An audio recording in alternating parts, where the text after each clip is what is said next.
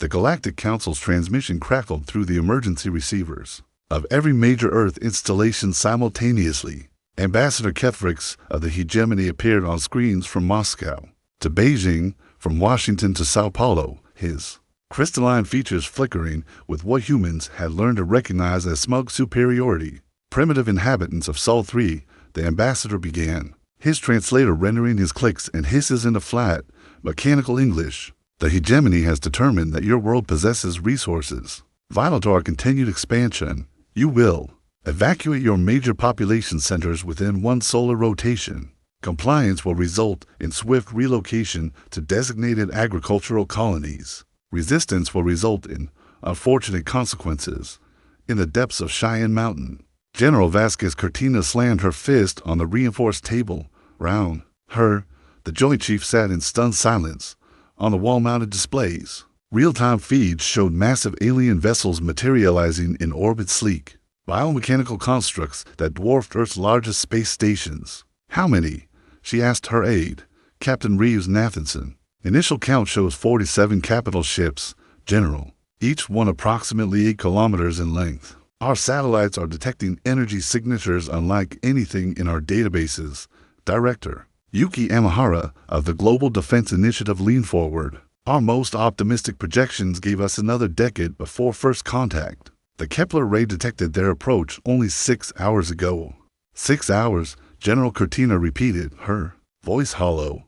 They crossed for light years in 6 hours. The room fell silent except for the low hum of ventilation systems. Every person present understood the implications. Earth's most advanced spacecraft could barely reach Mars in 6 months. The aliens had traveled from the nearest confirmed habitable system in less time than it took to fly from New York to Tokyo. What about the Luna facilities? Asked Admiral Torres Blackfish. The mass drivers, the orbital platforms? Already compromised, Captain Nathanson reported, his face pale. Long-range scanners show alien vessels surrounding every human installation. Beyond Earth's atmosphere, they're not attacking, just watching. On the main screen, the alien ambassador continued his proclamation. Your species demonstrates certain curiosities. Your mathematical principles show primitive promise. Your artistic expressions possess a crude charm. However, your technological development places you firmly in the category of presentient civilization.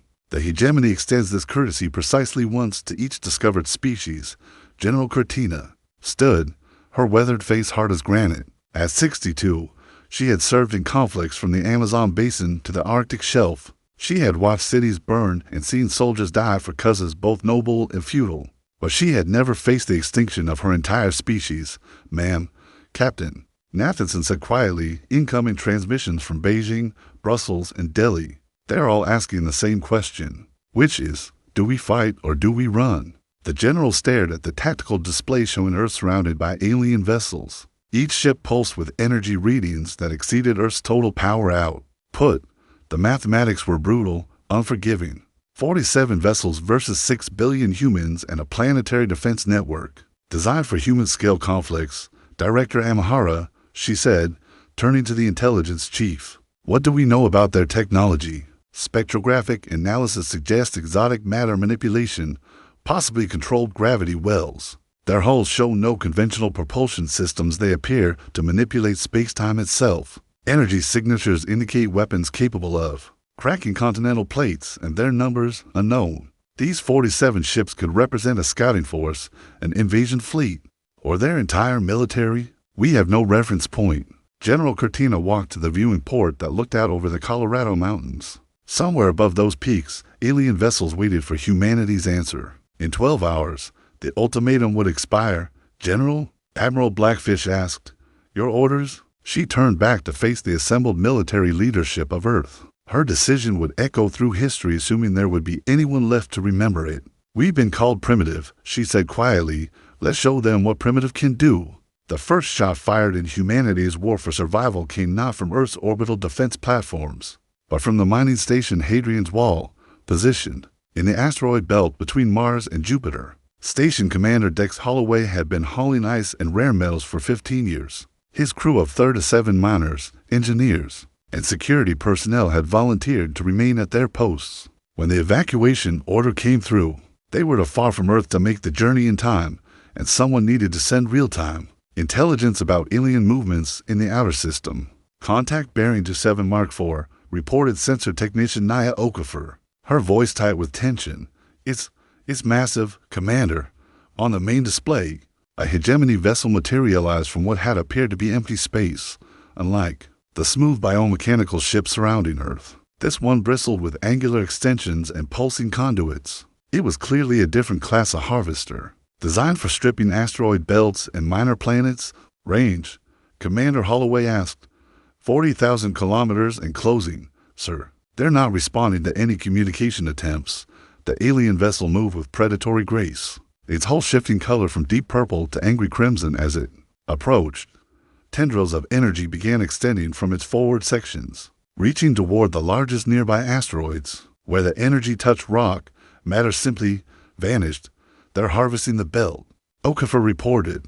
The asteroids aren't being destroyed, they're being converted to energy and absorbed. Holloway watched in fascination and horror as a 10-kilometer-wide asteroid disappeared in seconds, its mass converted to raw power that flowed into the alien vessel. The implications were staggering.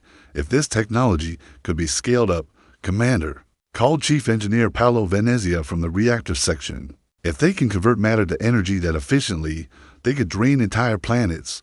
Hell, they could drain stars.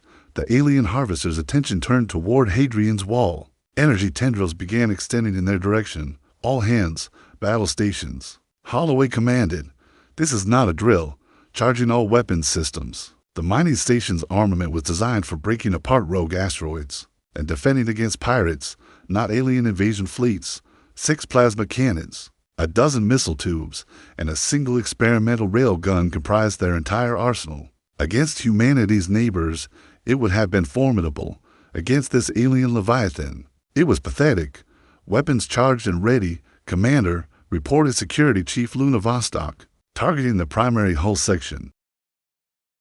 Hadrian's Wall erupted in brilliant flashes as every weapon fired simultaneously. Plasma bolts streaked across the void, followed by a salvo of high-explosive missiles, and a single tungsten slug accelerated to 12% of light speed. The attack struck the alien vessel's hull and simply stopped. The plasma dissipated against invisible barriers. The missiles detonated harmlessly against energy shields. Even the railgun slug, carrying enough kinetic energy to level a city, was absorbed without causing visible damage. No effect, Commander, Vostok reported, her voice hollow. All weapons ineffective. The alien vessel's response was swift and terrible.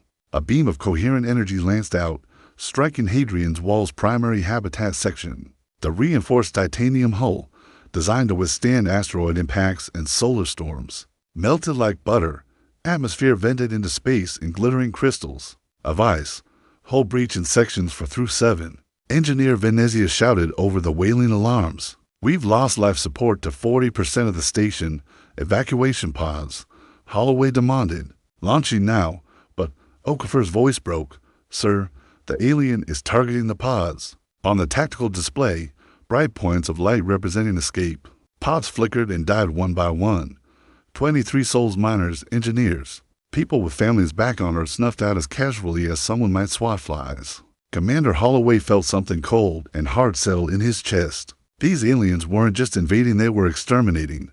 There would be no prisoners, no negotiations, no mercy. Engineering, emergency power to the reactor, he ordered. I want full overload protocols initiated, sir, Venezia replied. Understanding immediately that will cause a cascade failure. The antimatter containment will what? Paolo, a pause. Will create a 40-megaton explosion. Commander, Naya, plot a collision course with that alien ship. Maximum acceleration, sir. That's suicide, Okafor protested. That's humanity, Holloway corrected. Maybe we can't win this fight, but we can damn well make them remember it. Hadrian's Wall's engines fired at full burn, accelerating the crippled station directly toward the alien harvester. The hegemony vessel, apparently recognizing the threat, began charging what looked like a more powerful weapon system. The race was simple. Could the aliens destroy the station before it reached ramming distance? 10 seconds to impact, Okafor reported. Alien weapon charging to full power. Tell Earth, Holloway said into the communications array. Tell them we hurt the bastards. The alien weapon fired just as Hadrian's Wall's reactor went critical. The explosion that followed could be seen from Mars, a brief, brilliant star that marked humanity's first victory in a war they had no hope of winning. When the light faded, both the mining station and the alien harvester were gone. Part 3, Escalation. In desperation, destruction of the hegemony harvester sent shockwaves through both fleets. In the depths of space, aboard the flagship Void Render, Supreme Admiral Zafkar studied the sensor data with growing disbelief. Explain. He commanded his tactical coordinator. The primitive vessel achieved a reactor overload that exceeded our defensive calculations by a factor of 12, the subordinate reported, his bioluminescent patches flickering with uncertainty. The resulting antimatter cascade destroyed the essence drinker completely. Admiral Zafkar's tendrils writhed in agitation. In 3 centuries of conquest, the hegemony had lost exactly 4 vessels to enemy action. This backward species had just claimed their 5th in less than an hour. These humans possess antimatter technology? He asked. Crude but effective. Supreme Admiral, our intelligence indicated they were barely capable of chemical propulsion. Intelligence was wrong.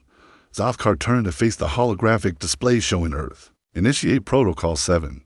Full cleansing bombardment on Earth. General Cortina watched the tactical displays with grim satisfaction. The destruction of Hadrian's Wall had cost 37 lives, but it had proven something crucial. The aliens could be hurt.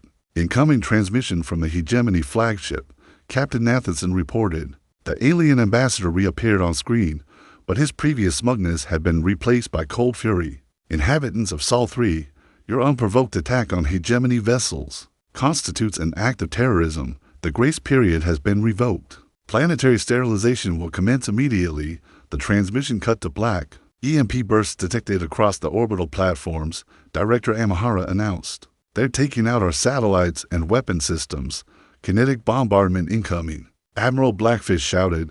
Multiple projectiles, high velocity, targeting major population centers. General Cortina watched the display as dozens of glowing dots descended toward Earth. Each one represented a tungsten rod, accelerated to tremendous velocity kinetic kill vehicles that would strike with the force of nuclear weapons without the radiation.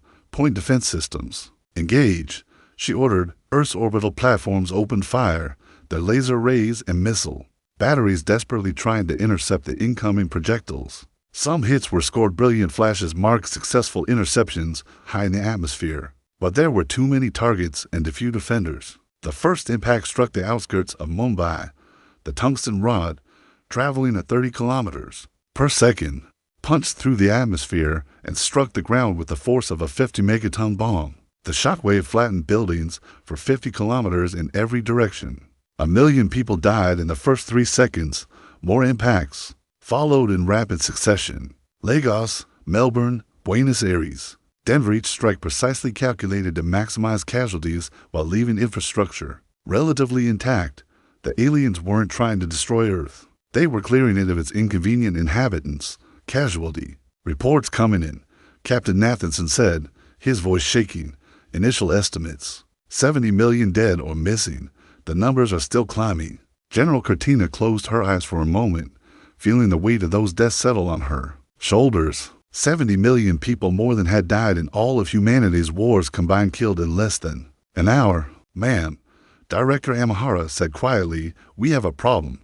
The kinetic strikes weren't random. They've taken out our primary military installations, our space launch facilities, and our communications networks. We're effectively cut off from our orbital assets. What about the Luna bases? Gone. The aliens hit them first. Admiral Chen's fleet was destroyed before they could even launch. The tactical display now showed Earth surrounded by alien vessels that move with impunity. Humanity's carefully constructed defenses had been swept aside like cobwebs. The planet was defenseless. General, Admiral Blackfish said, I'm receiving scattered reports from naval commanders worldwide. The consensus is we need to discuss surrender terms. No, the word came out harder than Cortina had intended. Every eye in the command center turned to her. General, Admiral Blackfish continued carefully, we've lost the orbital theater. Our space-based assets are gone. The enemy has orbital superiority and can strike any target on Earth at will. Continuing this fight will only result in more civilian casualties. The aliens have made their intentions clear. General Cortina replied. There are no surrender terms. This is extermination. She walked to the main display. Studying the tactical situation, 46 alien vessels remained in orbit.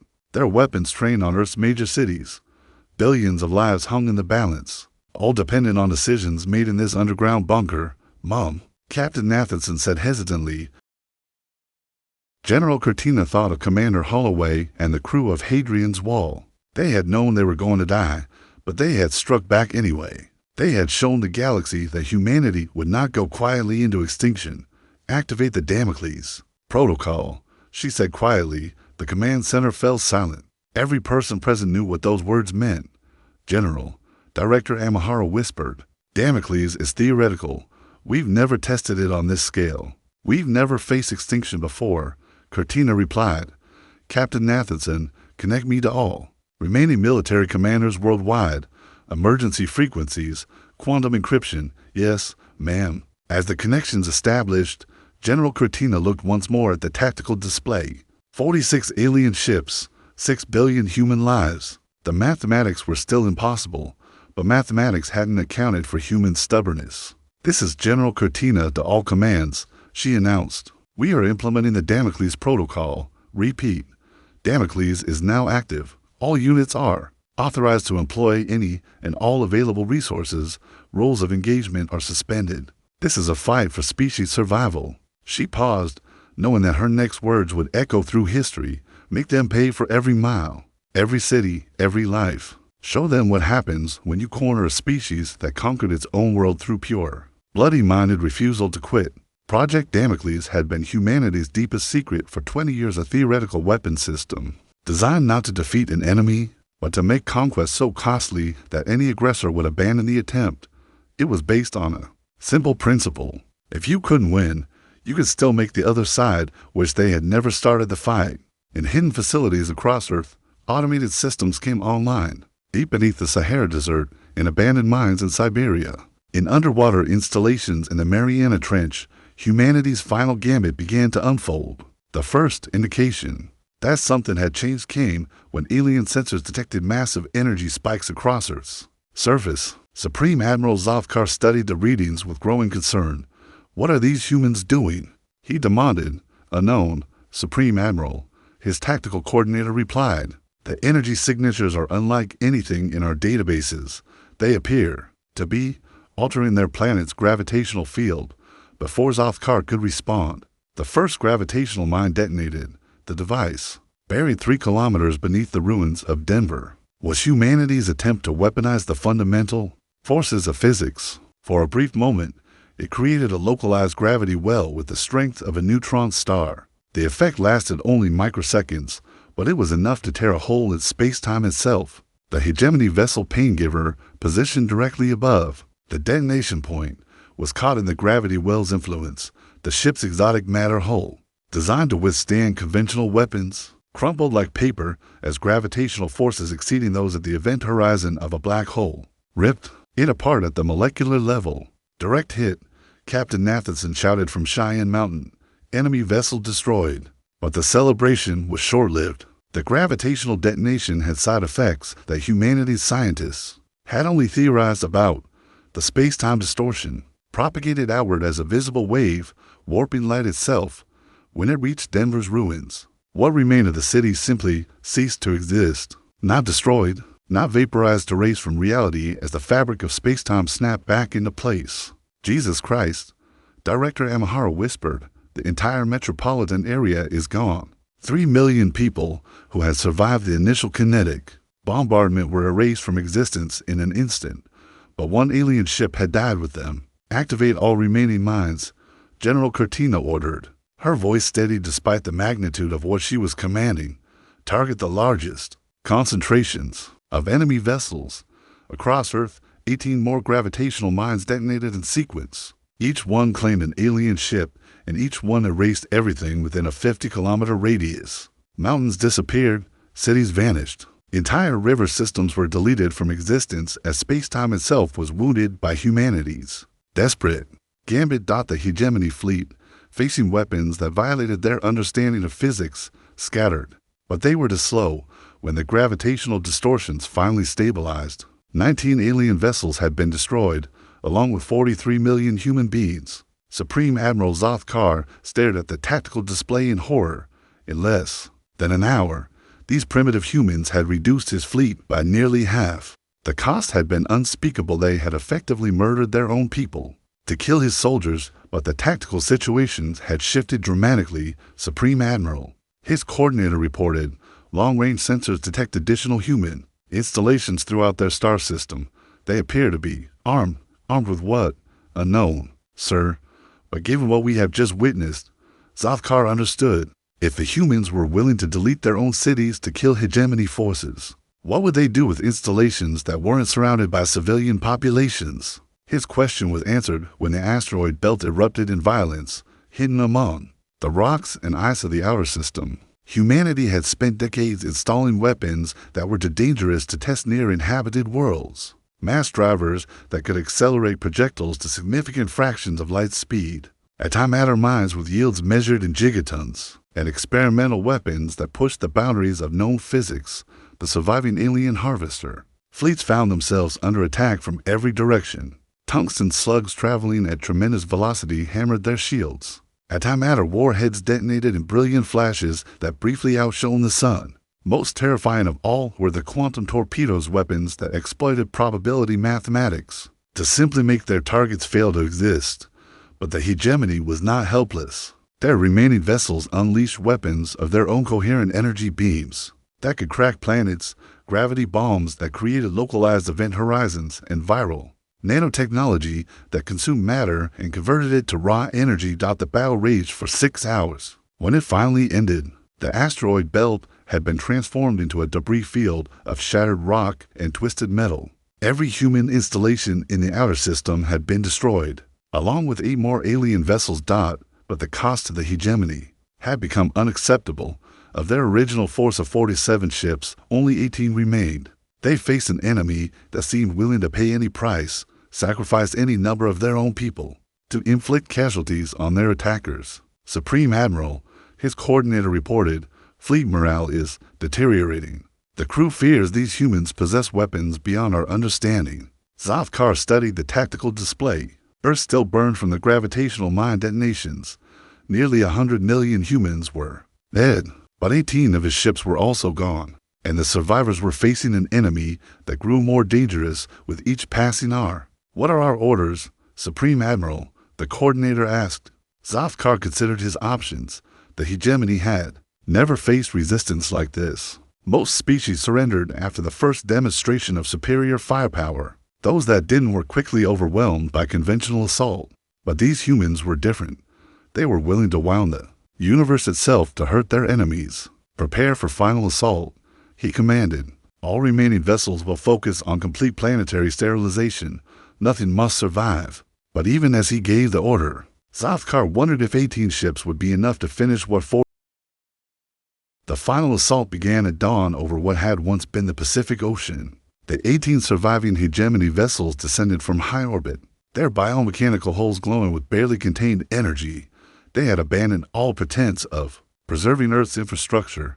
This was no longer conquest, it was genocide. Supreme Admiral Zothkar watched from the bridge of Void Render as his fleet prepared to scour all life. From the planet below, the humans had proven far more dangerous than anticipated, but raw firepower would eventually overwhelm even their suicidal tactics. All vessels report ready for planetary bombardment, his tactical coordinator announced. Estimated time to complete sterilization, 14 standard time units. Begin bombardment. Zothkar commanded. Leave nothing alive. The alien weapons fired in perfect synchronization. Beams of coherent energy lanced down from orbit, each one carrying enough power to boil entire oceans where they touched Earth's surface. The planet itself began to die. Continents cracked. Oceans turned to steam. The atmosphere ignited.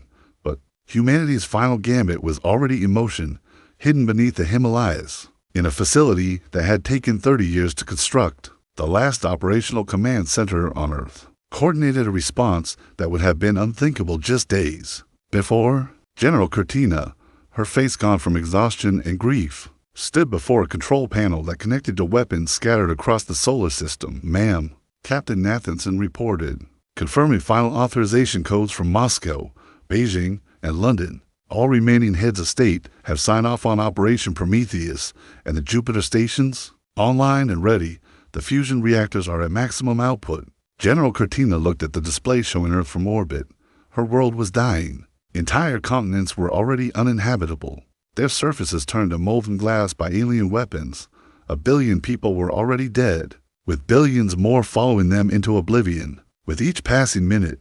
But Jupiter's moons housed humanity's greatest achievement, a network of stellar manipulators capable of triggering controlled fusion reactions in gas giants. The technology had been developed to provide unlimited energy for human expansion into the outer system. Now it would serve a different purpose. Initiate solar destabilization sequence, she ordered. Light years away, automated systems began their work. Massive fusion reactors positioned around Jupiter's core began firing synchronized energy pulses into the planet's metallic hydrogen heart. The goal was not to destroy Jupiter that was beyond human capability, but to trigger a reaction that would send a shockwave through the solar system's entire gravitational structure. The effect took 12 minutes to manifest. Jupiter's core temperature suddenly spiked by several million degrees. The planet's magnetic field fluctuated wildly. Most importantly, the gravitational resonance began propagating toward the inner system at the speed of light. When it reached the sun, 8 minutes later, humanity's star began to die. Solar flares erupted from the sun's surface with unprecedented violence. The star's magnetic field inverted, sending waves of deadly radiation in all directions. Most critically, the sun's fusion rate began to accelerate beyond sustainable levels. Supreme Admiral Zothkar felt his ship shake as the first gravitational wave struck. Report.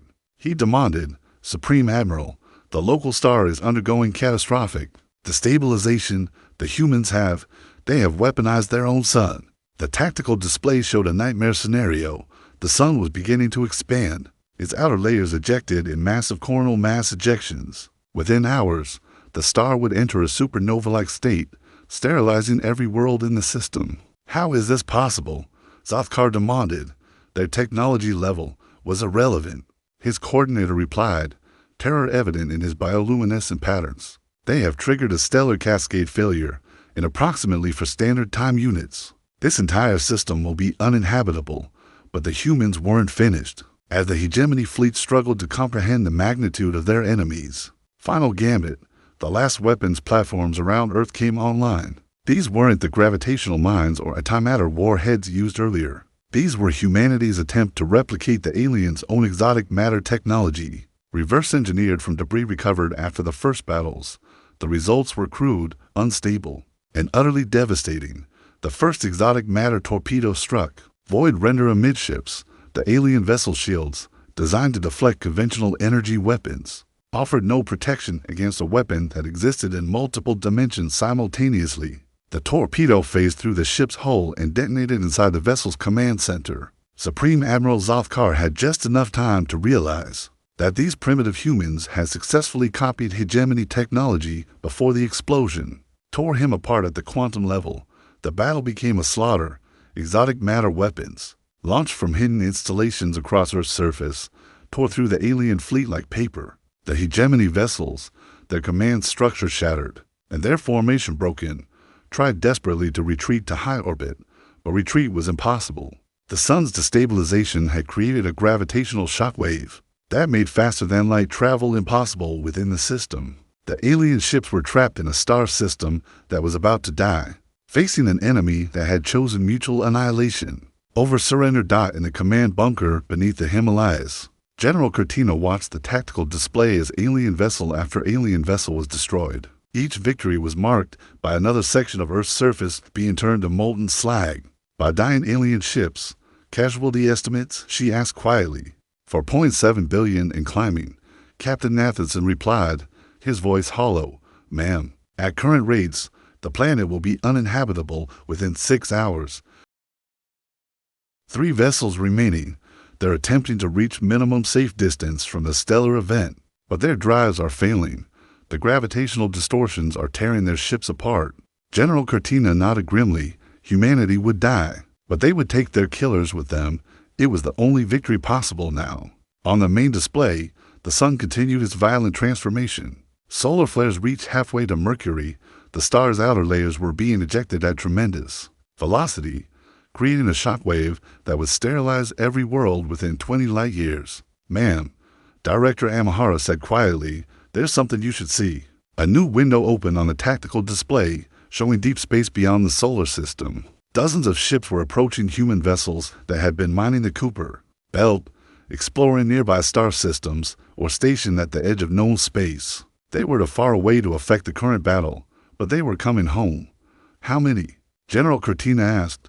43 ships, colony vessels, mining platforms, exploration craft. Combined population approximately 200,000. 200,000 humans.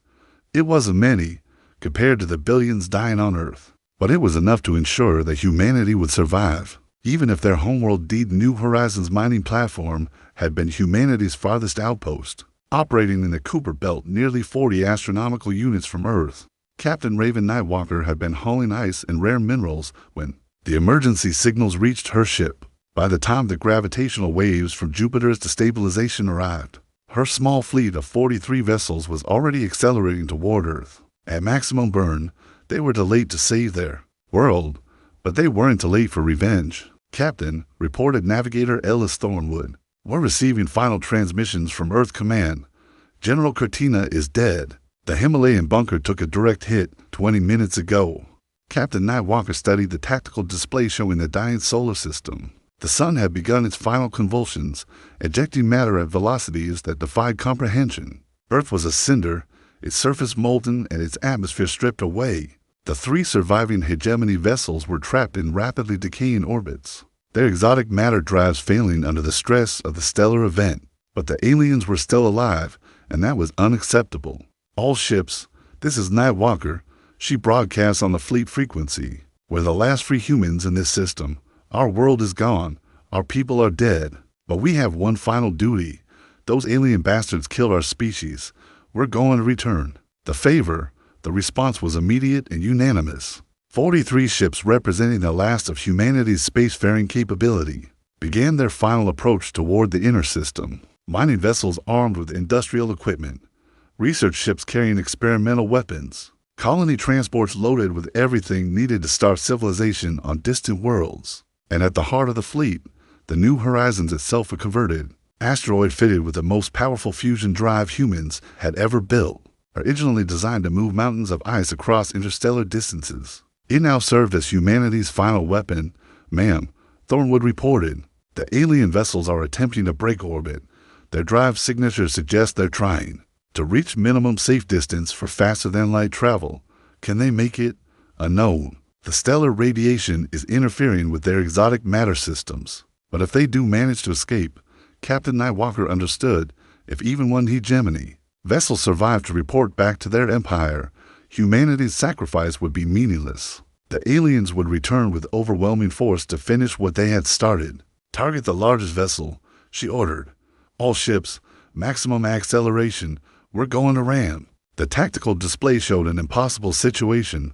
3 alien ships, each 1 kilometer long and armed with weapons that could crack planets. 43 human vessels, most of them converted civilian craft with minimal armament. Under normal circumstances, it would be suicide, but these weren't normal circumstances. The solar system was dying, Earth was dead, and humanity had nothing left to lose. The first hegemony vessel, the Bone Crusher, managed to break orbit just as the human fleet entered weapons range. Its captain, Sub-Admiral Vexitheth, watched in disbelief as the primitive ships accelerated toward his position. With no regard for their own survival, "They mean to ram us," his tactical officer reported. "Multiple contacts, closing at maximum velocity. Impossible. Even these humans cannot be that irrational." The tactical officer's bioluminescent patches flickered with uncertainty. "Sir, analysis of their previous actions suggests they are precisely that irrational." Bone Crusher's weapons opened fire, coherent energy beams lancing out to intercept the approaching human vessels. The first mining platform, Ceres Hauler, disintegrated under the alien weapons. Its hull vaporized in seconds, but the debris continued forward. Carried by momentum toward the hegemony ship, more human vessels died in brilliant flashes of light. Deep Prospector lost its drive section, but continued forward on chemical thrusters. Far Wanderer broke apart under alien fire, but its crew compartment remained intact, tumbling toward the enemy ship as Runner detonated its cargo of antimatter fuel, creating a brief star that temporarily blinded alien sensors. Captain Nightwalker watched her fleet die one ship at a time. Each vessel represented hundreds of lives, years of human engineering, dreams of expansion among the stars, all of it burning away in the final minutes of humanity's existence. Captain Thornwood reported, "We're the last ship remaining, all other vessels destroyed or disabled." The New Horizons continued its approach toward the alien flagship. Around them, the sun convulsed with increasing violence. Solar flares reached past Mars, bathing the inner system in deadly radiation. The space around Earth had become a hellscape of molten metal and ionized gas. "Range to target?" Nightwalker asked. 15,000 kilometers and closing. Their weapons are charging for final salvo. Engineering, emergency power to the fusion drive. "I want maximum yield on reactor overload." Chief Engineer Marcus Stormwind's voice came through the intercom. "Captain, that will create a fusion cascade. The entire ship will become a fusion bomb." "How big?" "Conservative estimate, 200 megatons. But in this radiation environment, with the solar instability, could be 10 times that." Captain Nightwalker smiled grimly. The New Horizons had been designed to move asteroids. Its fusion reactor was correspondingly massive. When it detonated, it would create an explosion visible from the outer planets. "All hands, prepare for impact," she announced. "It's been an honor serving with you." The alien weapons fired their final salvo just as the New Horizons entered point-blank range. The human ship's hull cracked under the assault, atmosphere venting in crystalline plumes. But the vessel's momentum carried it forward, and its fusion reactor reached critical mass just as the ship struck the alien hull. The explosion that followed dwarfed anything seen in the battle. So far, the New Horizons fusion reactor, designed to power interstellar travel, became a miniature star for 3 seconds. The detonation vaporized both ships instantly and sent a shockwave racing outward. At significant fractions of light speed, the 2 remaining hegemony vessels, caught in the blast radius, simply ceased to exist. Their exotic matter hulls, their energy shields, their advanced technology, none of it mattered against the raw fury of stellar-level fusion. Unleashed at point-blank range, Sub-Admiral Vexitheth and his crew died without even realizing. In the expanding fireball, where for ships had been moments before, something impossible happened. The fusion explosion, interacting with the sun's increasingly unstable gravitational field, created a resonance cascade that propagated through local space-time. For a brief moment, the laws of physics in the inner solar system became flexible. The effect lasted only seconds, but it was enough. Reality twisted, probability curves inverted, and the fundamental constants that govern matter and energy fluctuated wildly. When the cascade finally stabilized, the solar system had been transformed. The sun, which had been building toward supernova, suddenly stabilized. The stellar convulsions that had been tearing the star apart ceased as mysteriously as they had begun. Solar flares that had reached past Mars dissipated into harmless radiation. The star's core temperature dropped to sustainable levels. But Earth remained dead. The planet's surface was still molten glass, its atmosphere stripped away, its 6 billion inhabitants reduced to atomic components scattered across space. The victory had come at the ultimate price. In the Oort cloud, nearly a light year from the sun, automated monitoring stations recorded the entire sequence of events. The data would be transmitted to human colonies in other star systems, carrying the story of humanity's final battle to whatever remained of their species among the stars. The last transmission from the solar system was brief. "Earth is gone. Hegemony fleet destroyed. Sol stable. Remember us. 20-7 light years from Earth." The colony ship Mayflower to receive the final transmission from humanity's homeworld. 3 decades later, Captain Sarah Voidwalker, great-granddaughter of one of Earth's original space pioneers, stood in the ship's observation deck and watched her crew's reactions to the impossible message. "Play it again," she ordered quietly. The holographic display flickered to life, showing the last moments of the Battle of Sol. Grainy sensor data revealed the final sacrifice of the human fleet, the destruction of the hegemony invasion force, and the mysterious stabilization of Earth's sun. But most importantly, it contained complete tactical and technological data about humanity's enemies. "Captain," reported Science Officer David Starbane, The data confirms our worst fears. The hegemony empire spans 1,700 star systems. They've been expanding for over a millennia. Earth was just one conquest among thousands. Captain Voidwalker studied the star charts showing known hegemony territory. The alien empire was vast, encompassing worlds across multiple galactic arms. According to the intercepted communications, Earth had been conquered by what the aliens considered a minor expeditionary force. What about the other human colonies? She asked. Scattered across 43 star systems, Navigation Officer Luna Ironforge reported. Total population approximately 800,000. Most are still in the early settlement phase. 800,000 humans. It was a pathetic remnant compared to Earth's lost billions. But it was enough. Humanity had survived its first brush with galactic civilization, and they had learned valuable lessons written in the blood of their homeworld. Mom, Communications Officer Marcus Dawnbreaker interrupted. We're receiving priority transmissions from the New Geneva colony. They're reporting contact with something. The main display shifted to show a transmission from humanity's most distant outpost. Colony Administrator Elena Skyforge appeared on screen, her face tense with barely controlled fear. This is New Geneva calling all human settlements. We have confirmed contact with an unknown alien species. They're not hegemony, repeat, not hegemony. They're different, and they want to talk. Captain Voidwalker felt her blood run cold. Another alien contact less than 30 years after Earth's destruction. Had humanity's survival been just a brief reprieve before another xenocidal empire finished the job? Display the contact data, she ordered. The tactical screen showed something unprecedented, alien ships that weren't attacking. The vessels maintained a respectful distance from New Geneva, broadcasting mathematical sequences and artistic patterns that suggested intelligence and peaceful intent. They were clearly waiting for a response. Captain, David Starbane said quietly, these aren't the same aliens that destroyed Earth. Ship configurations are completely different. Energy signatures show different technological principles. And, most importantly, they stopped when our people asked them to. It was true. The transmission logs showed the alien vessels halting their approach the moment human defenders activated their weapon systems. They had actually retreated to a safe distance and begun broadcasting what appeared to be friendship protocols. What's your assessment? Captain Voidwalker asked. Unknown, ma'am. But they're not behaving like conquerors, more like explorers. Scientists, maybe. The irony wasn't lost on anyone present. Humanity had finally achieved the peaceful first contact that every science fiction story had dreamed about. But it had come 30 years too late to save Earth.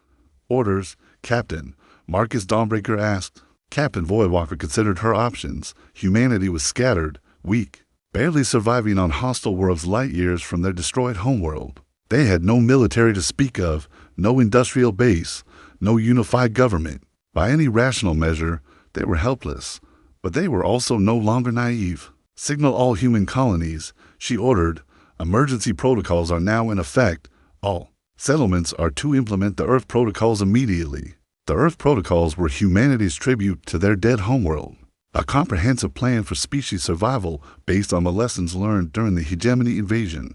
Every human settlement would be armed, every colony would be capable of independent survival, and most importantly, every human installation would be capable of taking enemies with them if destruction became inevitable. Never again would humanity be caught defenseless. Ma'am, Luna Ironforge reported, the Mayflower 2 is equipped with the latest Earth Protocol weapons, gravitational mines, exotic matter torpedoes, stellar manipulation technology. Should we proceed to New Geneva? No, Captain Voidwalker replied. The bridge crew stared at her in shock. Captain, David Starbane protested. Earth is dead. The entire system is a radioactive wasteland. Earth is dead, she agreed, but Sol is stable. And according to these sensor readings, there's something in the asteroid belt that shouldn't be there. She highlighted a section of the tactical display showing anomalous energy readings from the ruins of the belt. Something was moving among the debris, something that was generating power and transmitting encrypted signals, automated systems. She realized the Earth Defense Force must have built hidden installations that survived the battle. They're still functional after 30 years. The implications were staggering. If Earth's military had prepared for the possibility of their own destruction, they might have left behind weapons, technology, or even message caches that could help humanity's survivors. Set course for Sol, Captain Voidwalker ordered. Maximum. Burn.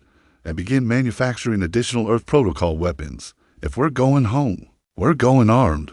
3 months later, the Mayflower to enter the Sol system for the first time in 31 years. What they found there changed everything. Earth was indeed dead, its surface still scarred by the final battle, but the system was far from empty. Hidden installations throughout the asteroid belt had been working autonomously for 3 decades, building weapons, gathering resources, and preparing for humanity's eventual return. Most shocking of all was the discovery in Earth's orbit, a massive construction project that had been invisible to long-range sensors, using materials salvaged from the planet's ruins. The automated systems had built something unprecedented, a fortress world designed to ensure that Earth's fate would never be repeated.